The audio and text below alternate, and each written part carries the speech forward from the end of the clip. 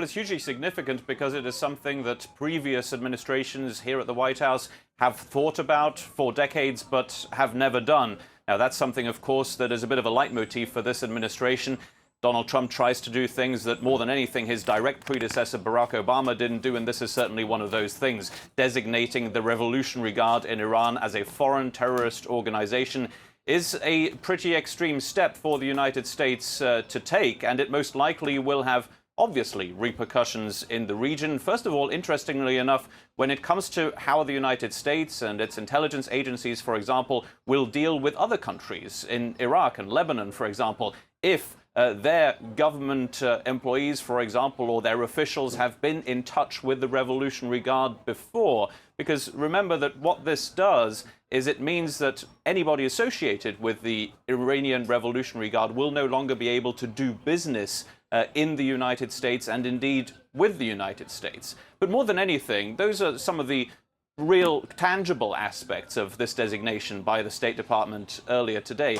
Really, this is a political move, of course, by the Trump administration, and it is one that will have a direct reaction from the Iranian regime. They have the opportunity, and they have already warned that they might designate the United States as a state sponsor of terrorism and as a foreign terrorist organization, the U.S. military in that case. Now, that also sounds like an extreme measure, but something that Iran seems willing to do.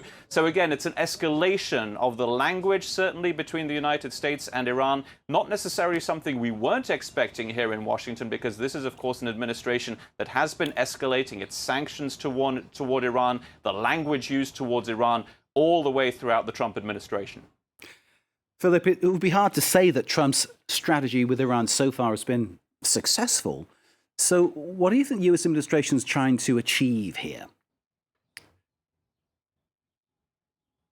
Well, the administration made this relatively clear in a background call with reporters earlier today, that it wants to make clear that it doesn't believe that Iran's danger is entirely relegated to the nuclear regime. This is something that the Trump administration has been saying throughout. That is why it believes the nuclear deal with Iran was so wrong, because it dealt with one issue and not the others.